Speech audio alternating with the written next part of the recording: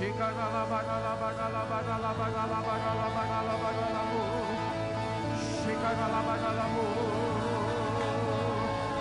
mengangkat tangan kita, mengangkat hati kita.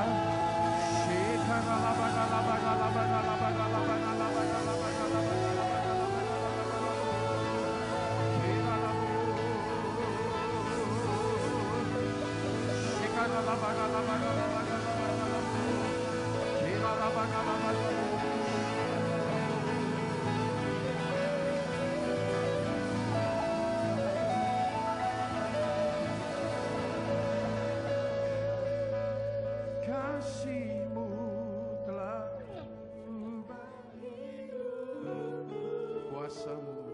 Kuasa-Mu membangkitkan rohku.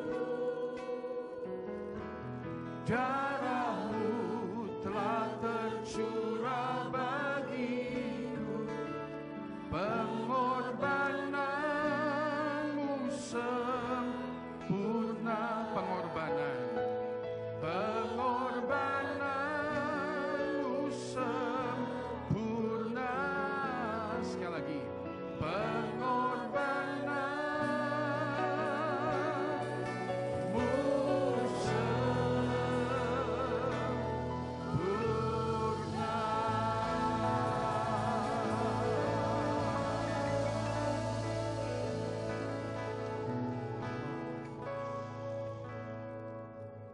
Kami merendahkan diri di hadapan-Mu dan memberikan hidup kami hanya kepada Engkau, agar Engkau bebas Tuhan berbicara kepada kami dan memberitahukan kepada kami segala jalan-jalan-Mu. Oleh karena pekerjaan Roh Kudus yang luar biasa, hebat dan sempurna itu, pagi ini kembali jamah hati kami Tuhan, kembali jamah hidup kami, kembali jamah pikir kami, agar kami dapat hidup sesuai dengan kehendak dan rencana-Mu. Terima kasih Tuhan. Dengan bersyukur kami bersama-sama akan menikmati firman Tuhan. Mari kita bertepuk tangan buat Yesus Kristus Tuhan kita yang amat sangat baik. Bersyukur bersama kita katakan amin. Silakan duduk Bapak Ibu Saudara sekalian. Puji Tuhan. Selamat pagi semua, shalom. Damai sejahtera Tuhan pasti memberkati hidup kita. Yang sukacita katakan amin ya. Senang hari ini berjumpa dengan Anda kembali di Oktober 2019 di dalam segala berkat yang daripada Tuhan. Hari ini kita akan mulai belajar di bulan misi tentang saudara sekalian innovative life mission ya, hidup misi yang inovatif. Nah, kita akan belajar dari Yesaya pasal 6 ayat 8 sebagai pengantar perenungan daripada firman Tuhan ya. Saudara sekalian, kita akan belajar tentang hidup misi yang inovatif dan mari minta Tuhan mengajar hati kita, hati saya dan pikiran saya dan Anda supaya saya bisa juga membagikan apa yang Roh Kudus taruh di dalam pertemuan ini. Mari kita lihat Yesaya 6 ayat 8. Baca bersama, katakan 2, 3. Lalu aku mendengar suara Tuhan berkata, siapakah yang akan kuutus dan siapakah yang mau pergi untuk aku? Maka sautku, katakan, ini aku, utuslah aku. Sekali lagi saya baca. Lalu aku mendengar suara Tuhan berkata, siapakah yang akan kuutus dan siapakah yang mau pergi untuk aku? Maka sautku, katakan warna merah 2, 3. Ini aku, utuslah aku. Nah, saudara-saudara sekalian, kalau kita membaca Yesaya pasal 6 ayat 1 sampai 8, atau maksud saya begini, kalau kita membaca kitab Yesaya, maka sebetulnya kita sudah tahu, dengarkan baik-baik, Yesaya itu sudah melayani Tuhan. Yesaya itu sudah melayani Tuhan. Pasal 1, 2, 3, 4, 5, Yesaya sudah melayani Tuhan. Yesaya sudah biasa melayani. Yesaya sudah seorang nabi Tuhan. Tapi kenapa di pasal 6 dia dapat panggilan ulang dari Tuhan? Nah, ini fokus kita pagi ini. Belajar dari hidup Yesaya. Sudah melayani Tuhan. Pasal 1, 2, 3, 4, 5, 6. Ya, 5. Dia, kalau orang Kristen zaman sekarang, dia bukan orang Kristen yang masih ecek-ecek. Dia sudah melayani Tuhan. Dia bahkan pelayan Tuhan. Dia mungkin majelis gereja. Dia bahkan seorang pendeta. Saudara sekalian, sudah biasa melayani Tuhan. Tapi begitu pasal 6 mendapat panggilan dari Tuhan, dia punya hidup diubah. Untuk kesekian kalinya dalam hidupnya dia menjawab, ini aku Tuhan, utuslah aku. Nah, ini jadi pelajaran buat saya sama Anda pagi ini. Bahwa saudara sekalian, kita harus belajar hidup dalam misinya Tuhan. Apa itu hidup dalam misinya Tuhan? Saudara, hidup dalam misinya Tuhan yang sama dengan hidup bermisi adalah sebuah kehidupan yang kembali didedikasikan untuk menyatakan kasih dan kuasa Tuhan agar orang-orang datang pada Yesus Kristus. Jadi pagi ini saya sedang sharing sama saudara-saudara dan saya. Aku tahu kita orang Kristen baik. Aku tahu kita orang Kristen yang sudah melayani Tuhan. Tapi sekarang sedang datang panggilan baru daripada Tuhan kepada hidupmu dan hidupku di tempat-tempat engkau sedang duduk. Hidup saudara sekalian untuk dalam misinya Tuhan. Bukan sekedar hidup untuk sekedar bekerja dan menyediakan makan dan minuman, sekolah yang baik buat anak-anak. Bukan sekedar hidup yang sekedar bekerja dan kemudian bisa ada mobil atau rumah yang baik. Saudara sekalian, ini sebuah panggilan yang lebih jauh. Far beyond. Tuhan sedang bicara sama Anda dan saya hari ini. Battle area kamu memang sudah baik, kamu memang sudah melayani Tuhan, tapi Tuhan sedang memanggil kita untuk hidup dalam misinya Tuhan. Kembali kehidupan yang didedikasikan lebih lagi menyatakan kasih dan kuasa Tuhan agar orang-orang dapat datang kepada Yesus Kristus. Jadi saudara sekalian, ini sebuah panggilan yang segar. Sebuah panggilan yang baru, sebuah panggilan bagi kita yang belum melayani ataupun sudah melayani agar hidup bermisi dalam misinya Tuhan. Dan bagaimanakah caranya saudara sekalian kita bisa menghidupi hidup bermisi di dunia ini seperti Tuhan memanggil Anda dan saya. Nah, mari kita pagi ini belajar 3 prinsip dari Yesaya pasal 6 ayat 1 sampai 8. Apa-apa yang telah dikerjakan atau dilakukan Yesaya dengan Tuhan itu dapat menjadi sebuah patron kita untuk bisa punya hidup bermisinya Tuhan di atas dunia ini. Nah, hidup bermisi Tuhan atau hidup bermisinya Tuhan, hidup bermisi untuk Tuhan itu dimulai dari yang pertama, saudara sekalian. Dimulai dari kerinduan untuk melihat Tuhan selalu dimuliakan di hidup kita. Maksud saya, orang-orang bisa saudara sekalian hidup bermisi bagi kemuliaan nama Tuhan kalau kita ini selalu punya kerinduan melihat Tuhan dimuliakan. Perhatikan ayat 1 sampai 4 dari Yesaya pasal 6, Alkitab berkata demikian, saudara-saudara sekalian. Dalam tahun matinya Raja Uzia, aku melihat Tuhan di atas tahta yang tinggi dan menjulang. Dan ujung jubahnya Tuhan memenuhi bait suci. Para serafim malaikat Tuhan berdiri di sebelah atasnya. Masing-masing mempunyai 6 sayap. 2 sayap dipakai untuk menutupi muka mereka, 2 sayap dipakai untuk menutupi kaki mereka, 2 sayap dipakai untuk melayang-layang. Saudara sekalian, kalau kita baca ayat-ayat ini maka kita tahu kita sedang melihat gambaran tentang kemuliaan Tuhan yang dinyatakan lebih lagi di dalam penglihatan yang dilihat oleh Yesaya. Dan apa kata Alkitab selanjutnya? Dan mereka berseru seorang kepada seorang, katanya, kudus, kuduslah Tuhan semesta alam, seluruh bumi penuh kemuliaannya. Maka bergoyanglah alas ambang pintu disebabkan suara orang yang berseru itu, dan rumah itu pun penuhlah dengan asap. Saudara-saudara sekalian, sebelum di ayat 8 pada akhirnya Yesaya menjawab, ini aku, utuslah aku. Maka semua dimulai dari ayat 1, 2, 3, 4 di mana Yesaya melihat kemuliaan Tuhan. Dan melihat kemuliaan Tuhan itu membangkitkan sebuah kerinduan yang lebih lagi dalam hidupnya. Untuk terus melihat Tuhan dimuliakan sebegitu rupa dalam hidupnya. Dan saya percaya saudara sekalian, kalau dalam hidup Anda dan hidup saya, kita punya kerinduan ini saudara sekalian. Kita punya kerinduan untuk melihat Tuhan dimuliakan. Maka itu adalah sebuah langkah awal dari hidup untuk misinya Tuhan di atas muka bumi ini.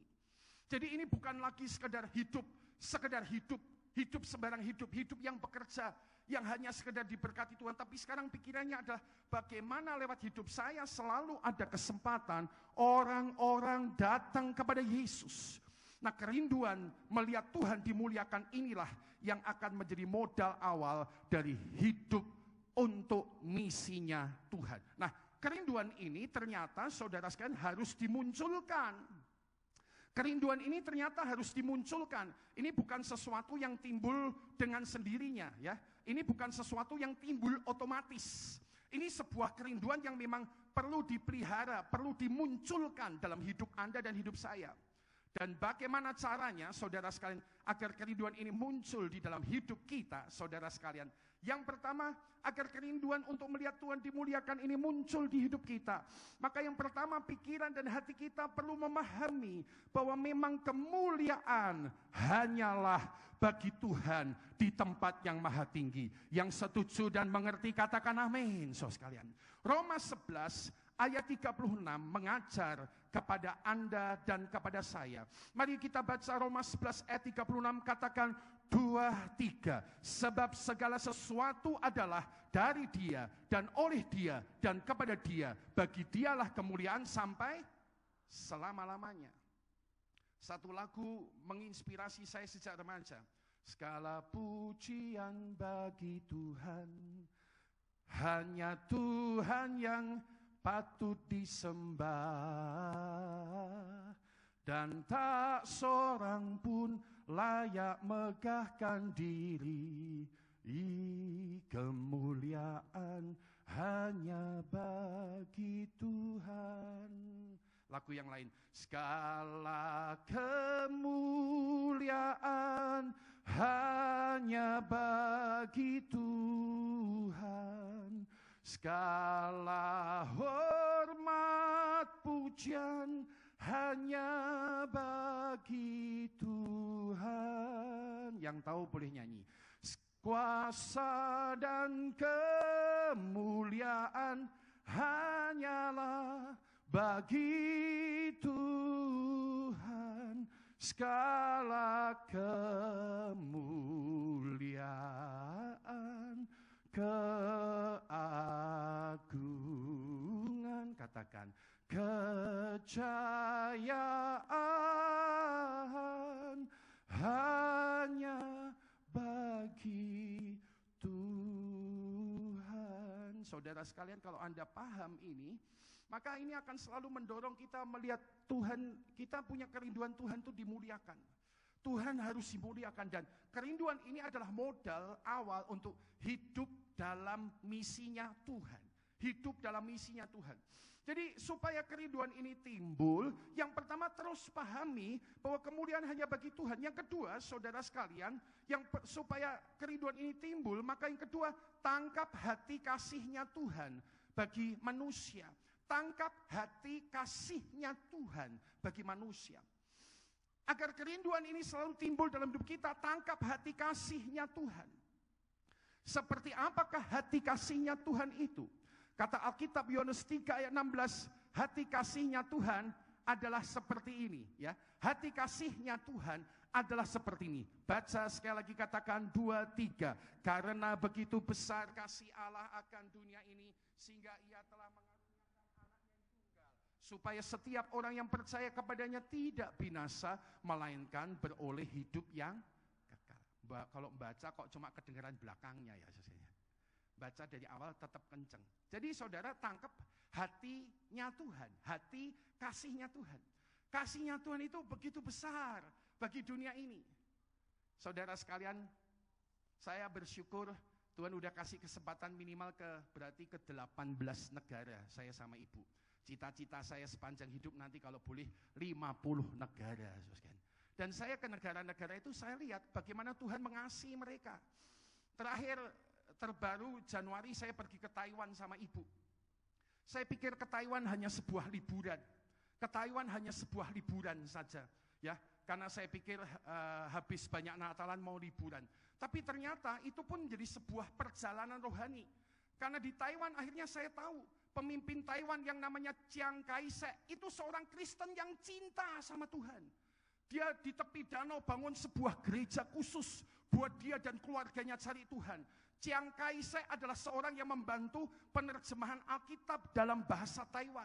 Chiang Kai-shek, jenderal yang penuh darah di tangannya ini, melarikan diri dari Cina daratan, saudara sekalian. Ternyata dipengaruhi istrinya yang cinta Tuhan. Dan dari situ dia kenal Tuhan. Kembali saya malah belajar di Taiwan, di perjalanan yang saya pikir perjalanan cuma liburan. Saya belajar Chiang Kai-shek, orang Kristen yang takut akan Tuhan. Di Taiwan juga saya dengar ada sebuah kitab yang ditulis oleh Siddhartha Gautama, atau yang kita mengenalnya ya pemimpin agama Buddha. Di Taiwan juga saya dengar dari tour leadernya bahwa ada satu kitab yang ditulis oleh Siddhartha Gautama yang memberitahu akan datang seorang juru selamat dengan ciri badannya berdarah-darah. Dan itu merefer atau menunjuk kepada Yesus Kristus disimpan di sebuah kuil di Taiwan. Saya pikir itu tadinya perjalanan-perjalanan biasa. Tapi kembali saya belajar, memang Tuhan mengasihi semua manusia. Yang setuju katakan amin. Bahkan di Taiwan, negeri yang kita pikir tidak ada kesaksian iman, ternyata adalah negeri yang punya kesaksian iman. Betapa besar kasih Allah akan dunia ini. Saudara-saudara sekalian, seperti apakah hati Allah? 2 Petrus pasal 3 ayat 9 berkata, hati Allah adalah sebagai berikut. Tuhan tidak lalai menepati janjinya, sekalipun ada orang yang menganggapnya sebagai kelalaian, tetapi Tuhan sabar terhadap kamu. Kenapa? Kita baca kalimat berikutnya, 2-3. Karena ia menghendaki supaya jangan ada yang binasa, melainkan supaya semua orang berbalik dan bertobat. Hatinya Allah itu seperti itu, jangan ada yang binasa. Jangan ada yang binasa. Jangan ada yang mati, jangan ada yang binasa. Dan saudara sekalian, ketika kita menangkap isi hati Allah yang seperti ini, saya percaya ini akan mengantar kita kepada satu titik penting, yaitu kita akan punya kerinduan amat sangat kuat di hidup kita untuk melihat Tuhan selalu dimuliakan lewat apapun yang ada di hidup kita, sehingga hidup kita bisa diubah menjadi hidup bermisi. Hari ini jangan hanya kerja sekedar kerja, jangan sekedar makan, jangan hanya berusaha hanya sekedar berusaha, tapi biarlah hidup kita, usaha kita, kerja kita, keluarga kita, makanan kita dipakai untuk saudara sekalian misinya Tuhan. Yang ngerti katakan amin. Dan itu terjadi kalau kita punya saudara sekalian yang pertama-tama hati ya untuk atau kerinduan untuk melihat Tuhan dimuliakan dalam hidup kita. Saudara-saudara sekalian, nah saya belajar bagaimana kita bisa menangkap hati kasih Tuhan ini. Nah, dalam kesempatan yang sederhana ini saya pengen sharing saja bahwa kita bisa menangkap hati kasih Tuhan itu selalu lewat pujian dan firman. Pujian dan firman, pujian dan firman. Ini satu yang simpel loh. Ini baru satu tahap A, pujian sama firman. Jadi kenapa kita di gereja ini, minggu lalu Anda kalau nggak salah belajar sama Pak Roni Daud tentang pujian penyembahan ya. Saya percaya Anda pasti diberkati Tuhan. Tapi kenapa kita setia dengan pujian lebih lagi dan firman di hidup kita? Saudara, karena kita bisa nangkep banyak hal tentang hati kasih Tuhan. Ketika kita mendengar pujian mungkin, mereka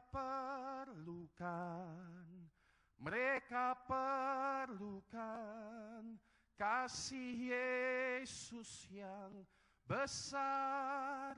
Sebagai jawaban dari pujian, kita bisa menangkap hati kasih Tuhan. Yang ngerti katakan amin. Ketika kita memuji, berikan ku hati seperti hatimu yang penuh dengan belas kasihan. Berikan ku tanganmu untuk melakukan tugasku. Kita tidak hanya nyanyi, kita sedang nangkep hati Tuhan lagi, ditaruh di hatinya kita.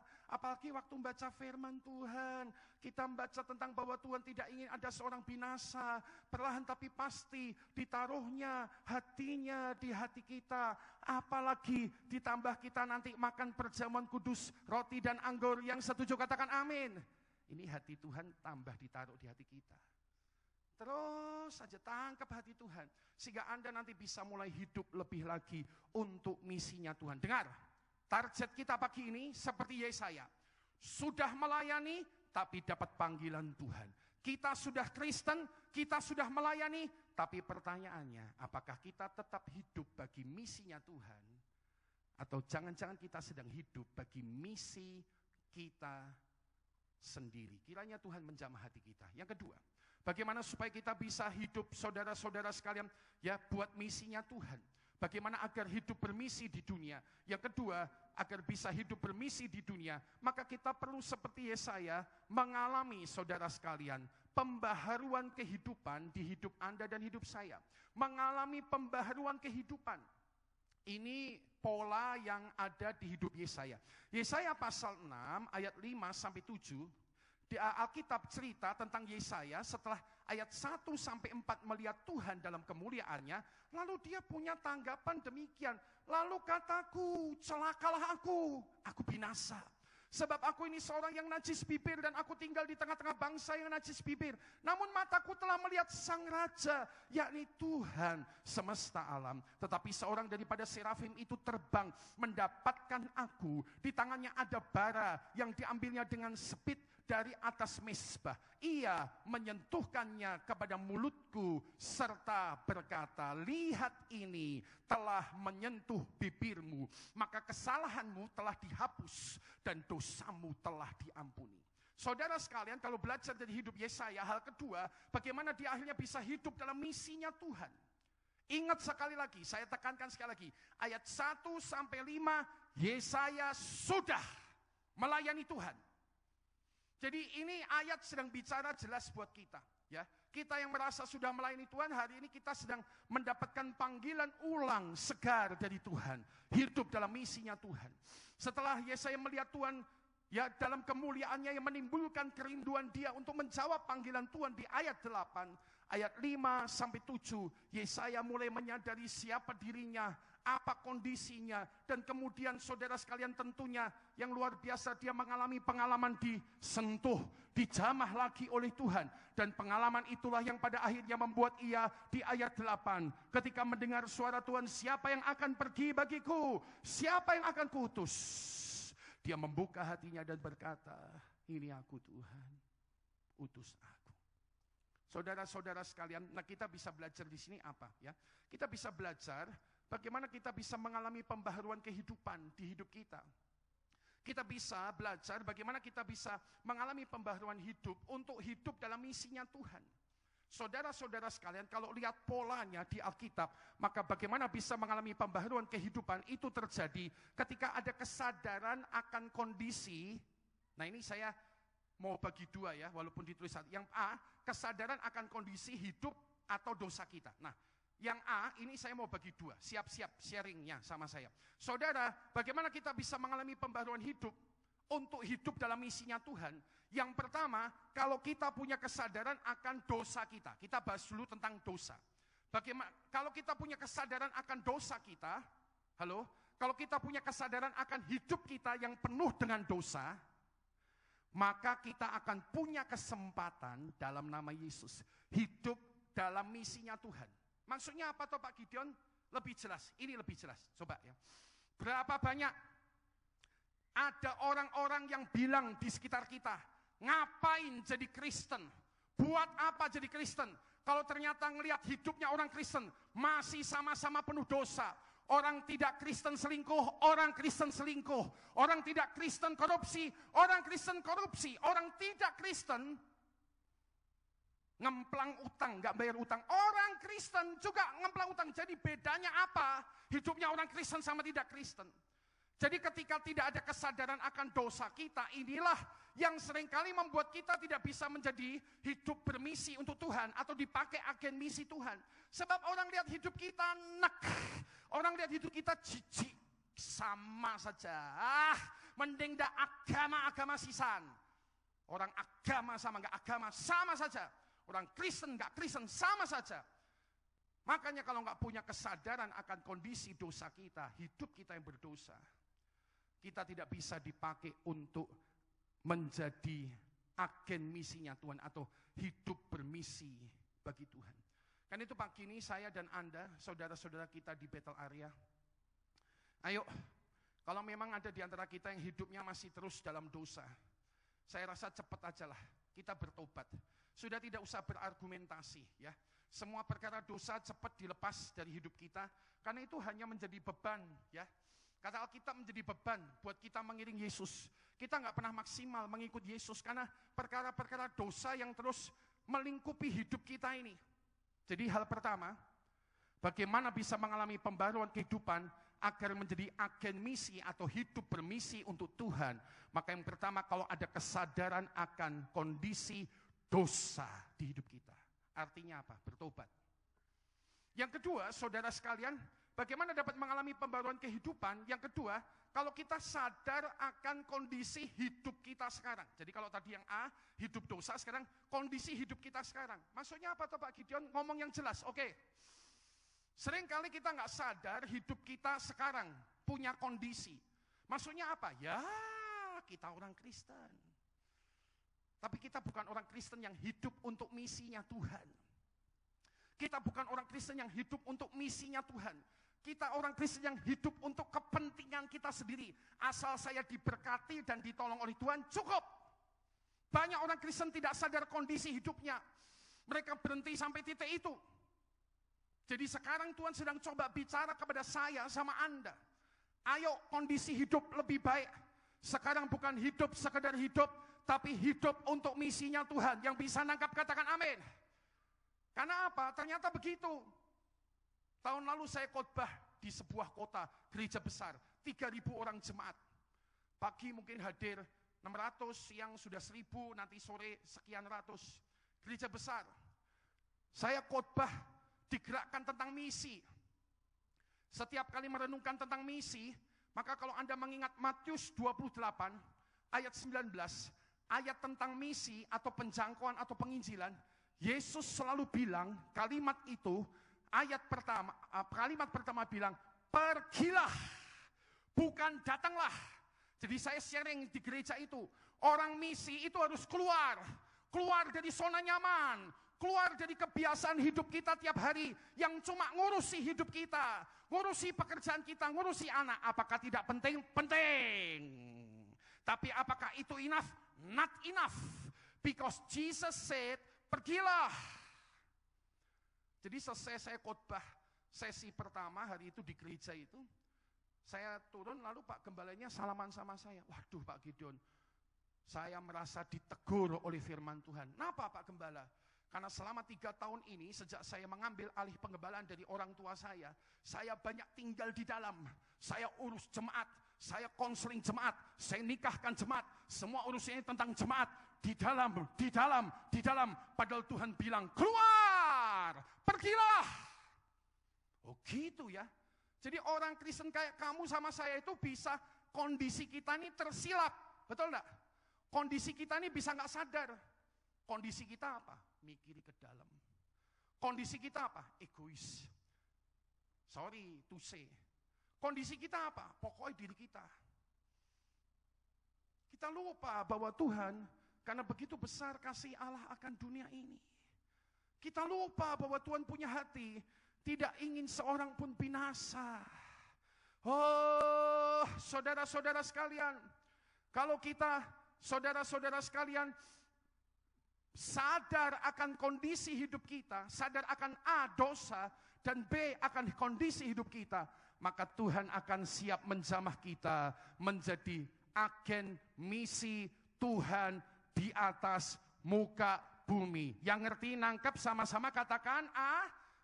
2. Bagaimana mengalami pembaruan kehidupan? Sama seperti Yesaya, minta jamahan Tuhan sekarang yang mengubahkan. Bagi Yesaya, peristiwa zaman Tuhan terjadi ketika malaikat Tuhan datang membawa bara yang dicepit itu, ditempelkan ke mulutnya. Disucikan mulutnya, dikuduskan hidupnya, diampuni dosanya. Bagi saya dengan Anda, prinsip yang sama terjadi. Bagaimana agar hidup saya dan Anda dapat dibaharui oleh Tuhan untuk menjawab panggilan misi ini. Ingat sekali lagi ya, aku tahu kamu, saya orang Kristen yang baik. Kita ini orang Kristen yang udah baik. Sama seperti Yesaya pasal 1, 2, 3, 4, 5. Telah melayani Tuhan. Dengar baik-baik. Telah melayani Tuhan. Tapi pasal 6 datang dan kembali Tuhan bilang pagi ini tengah kita. Siapa yang mau kuutus untuk pergi? Siapa yang akan menjawab panggilanku? Saudara sekalian, Anda hanya bisa berubah ketika Tuhan mulai jamah hidup Anda. Karena itu saudara sekalian nanti lewat perjamuan kudus, belajar sekali lagi. Minta sama Tuhan jamah saya. Bahkan lewat lagu penyembahan minta. Berikan ku tanganmu untuk melakukan tugasku. Berikan ku kakimu melangkah dalam rencanamu. Minta sama Tuhan. Berikanku, yang tahu katakan, berikanku hatimu. Jadi kita nggak bisa hidup lagi buat diri kita sendiri, Pak, Bu. Kita nggak bisa hidup lagi hanya buat kepentingan kita. Saudara sekalian, kalau tentang berkat Tuhan, saya percaya selama kita setia kepada Tuhan, Dia pasti berkati kita. Yang ngerti katakan amin. Sekarang mikir, apa yang Tuhan mau buat hidup kita? Kenapa kita masih dikasih napas? Kenapa kita masih bisa jalan-jalan kuat? Karena Tuhan mau supaya kita menjadi agen misinya, sehingga kita punya hidup menjadi sebuah kesaksian. Kesaksian akan dosa yang sudah bertobat, kesaksian dari hidup lama yang dulu tidak baik menjadi baik. Tiap kali saya bilang tentang dosa, saya ingat satu orang ini tadi diingatkan Tuhan. Gak tahu datang kebaktian pagi apa adanya. Mohon maaf ya, tapi bukan, suaminya ada, Bu Deborah ada, Pak Fandi, gak datang ya. Itu suaminya di sini. Ini mohon maaf, ini bukan ngoer-ngoer masa lalu, tapi itu ada suaminya, situ ada ibunya, ada Bu Surip adiknya. Ini ngapunten ya kalau Bu Deborah cerita. Hidup lamanya itu rusak, betul ya Bu Surip ya? Ini beliau loh. Hidup lama rusak. Tapi sekarang Ibu Deborah, kita menghormati dia sebagai salah satu wanita yang baik di gereja kita. Ya Pak Afandi, ini suaminya. Bu Deborah lagi pergi. Bu Deborah teng pundi Pak E? Oh wonten tamu nggih ya. Nanti ya. Kalau lihat hidupnya Bu Deborah sama Pak Fandi zaman dulu, semua orang bilang orang Kristen kok kayak gitu. Tapi sekarang tobat. Sekarang saya pun menghormati Pak Fandi dan Ibu Deborah sebagai orang baik di tengah kita. Orang baik yang hidupnya sudah diubahkan oleh Tuhan. Banyak orang-orang seperti itu. Jadi kita bisa jadi agen misinya Tuhan waktu kita hidup dosa bertobat. Setelah itu kita harus sadar nih kondisi kita. Kita hidup buat siapa, ya? Dan yang paling akhir, saudara sekalian, hari ini kita mengikuti pola yang ada di kitab Yesaya pasal 6, bagaimana agar hidup kita menjadi hidup bermisi bagi Tuhan. Hidup bermisi bagi Tuhan yang ketika kita melakukan namanya, saudara sekalian, penyerahan hidup kepada Tuhan. Ya, penyerahan hidup yang kepada Tuhan. Penyerahan hidup kepada Tuhan. Ya, Yesaya pasal 6 ayat 8.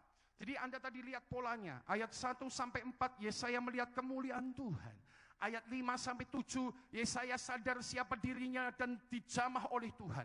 Ayat 8 saudara sekalian kembali dia menyerahkan hidupnya kepada Tuhan. Kata ayat 8 maksud saya. Lalu aku mendengar suara Tuhan. Garis bawahi kata ini ya.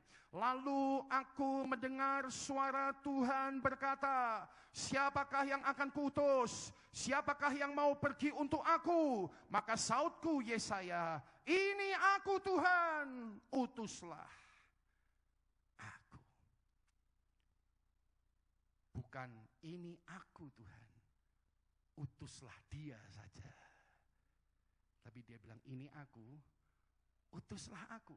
Saudara sekalian, jadi di sini kita belajar ya bahwa untuk bisa menjadi agen misinya Tuhan, mungkin itu kalimat yang kita pakai, atau hidup bermisi bagi Tuhan, maka kita harus, saudara sekalian, menyerahkan diri menanggapi Tuhan. Dan agar dapat menanggapi Tuhan dengan tepat, siap-siap ini bagian akhir firman Tuhan, agar dapat menanggapi dengan tepat panggilan Tuhan, yang pertama, dengar suara Tuhan. Dengar suara Tuhan. Dengar suara Tuhan. Tentang apa Pak Gideon? Tentang beban-beban misi. Tentang tempat-tempat misi, tentang cara-cara misi, saudara-saudara sekalian. Seperti Alkitab tadi berkata tentang Yesaya, lalu aku mendengar suaranya Tuhan. Aku dengar dari Tuhan, siapa yang kuutus, siapa yang mau pergi. Saudara-saudara sekalian, agar dapat menanggapi tepat panggilan Tuhan, dengar suara Tuhan. Beban misinya, tempat misinya, cara misinya gimana? Nah, itulah sebabnya sekarang boleh Anda lihat flyernya, saudara. Orang misi itu saya belajar 19 tahun ini selalu ada 4 elemen. Di misi itu ada 4 elemen. Doa, daya, dana, data. Atau doa, ya sekali lagi, urutannya bisa berubah tapi 4 elemen misi. Doa, daya, dana, data. 4 elemen misi. Coba kita katakan 4 elemen misi, katakan 2, 3. Doa, daya, dana, data. Katakan lagi 2, 3. Doa, daya, dana, data. Ada 4. Saudara, flyer misi ini kami ingin membagikan. Sebetulnya kita sudah melakukan ini. Jadi coba lihat. Ya, saudara sekalian, mulai sembahyang. Nanti mulai dengan doa aja. Dengar suara Tuhan. Apa beban misi yang bisa kujawab ya Tuhan? Apa tempat misi yang perlu kudatangi? Gimana cara bermisi yang dapat kujalani? Dari 4 ini, doa, daya, dana, data. Saudara-saudara sekalian, makanya saudara di sana ada beberapa pokok doa. Mulai dengan doa, ya pokok doa misi. Sederhana, ini sangat sederhana. Ini mungkin flyer versi 1. Saya usul tadi kepada ibu, mungkin minggu ketiga keluarkan flyer versi 2. Supaya kita bisa punya data lebih komplit. Ini kan semacam data. Saudara, doa misi apa? Jemaat memiliki hati misi. Kita nih semua punya hati misi. Keselamatan jiwa di sekitar kita, khususnya keluarga kita. Targetkan nanti Natalan, Desember, bawa orang-orang yang sudah lama kita mungkin, udah gak bisa. Coba kembali doakan, coba kembali dekati, coba kembali bawa untuk Natalan tahun ini. Doa untuk mitra misi, beberapa ini yang saya sampaikan di luar negeri. Ada Pak Uma Kantasyarma, 20 Oktober dia akan datang sharing di tengah-tengah kita. Ya. Lalu ada Thailand, ada satu misi di Payau, ya saudara sekalian. Maret lalu saya pergi ke Bangkok hampir setiap tahun ke Bangkok, Thailand Selatan. Thailand Utara, Chiang Mai, Chiang Rai. Ada daerah dekat sana namanya Payau.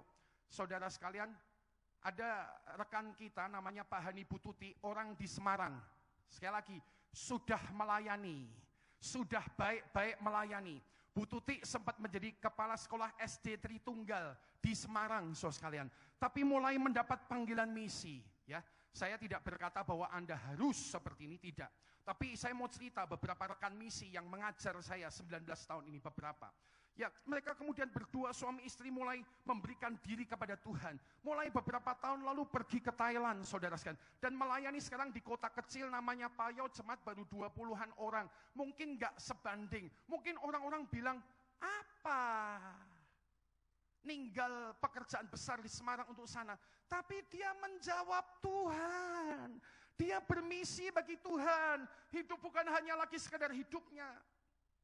Saudara-saudara sekalian, itu yang saya dengan ibu lakukan. 19 tahun ini saya tahu saya gembala jemaat yang diberkati oleh Tuhan.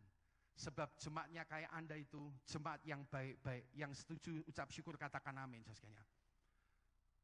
Kalau mikiri saudara sekalian, khotbah di depan ribuan orang, mending enak di battle area, nggak usah pergi-pergi. Minggu lalu kami pergi ke Soe, paling kebaktian cuma orang 150-200. Ngapain, dalam tanda kutip mohon maaf ya, ngejar gereja-gereja kecil, ngapain?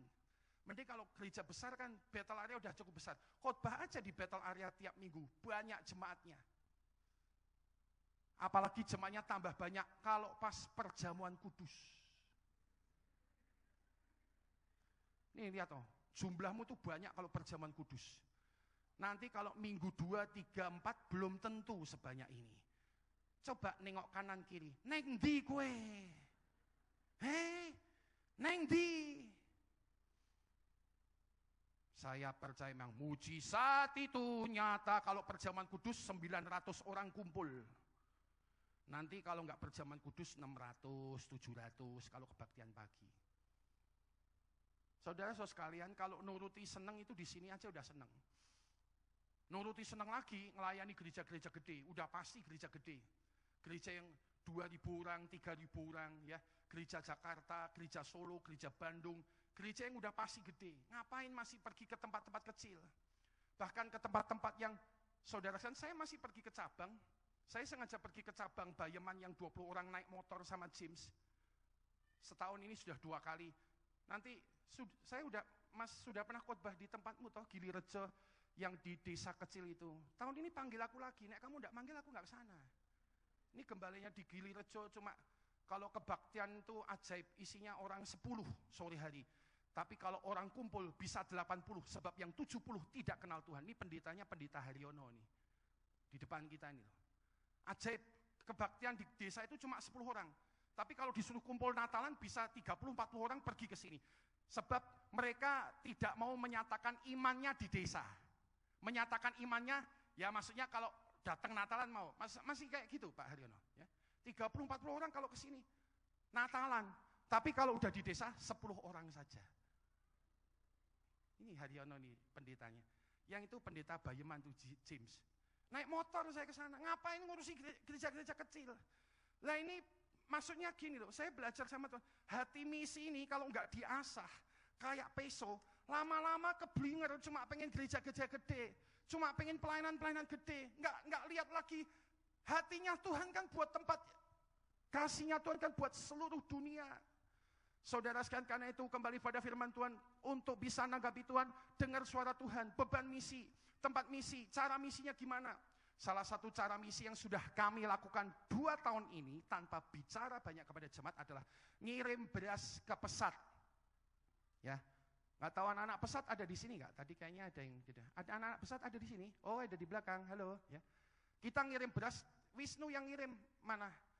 100 atau 200 kilo tiap bulan. Tapi sekarang kita mulai timbul beban baru.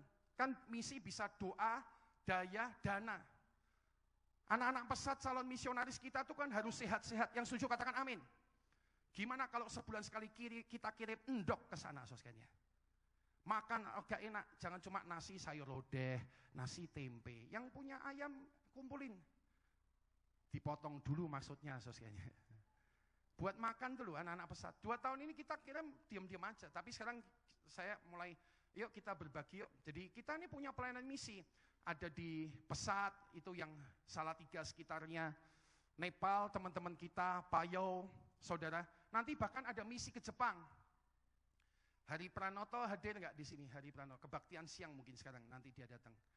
Bagi Anda yang anak-anak muda, anak-anak Pesat, nanti mau misi ke Jepang boleh.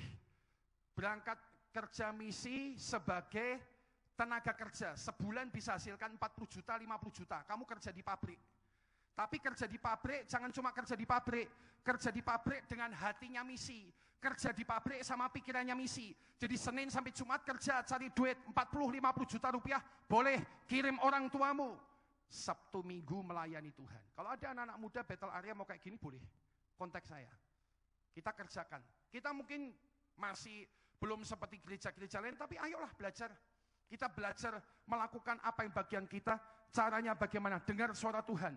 Tentang beban misi, tentang tempat misi, tentang cara misi, dan tentunya yang paling akhir, serahkan dirimu kepada Tuhan. Menutup khotbah hari ini, pemain musik silakan hadir. Karena itu saudara, hari ini Tuhan sedang memanggil kita, mari hidup bukan sekadar hidup, tetapi hidup di dalam segala misinya Tuhan.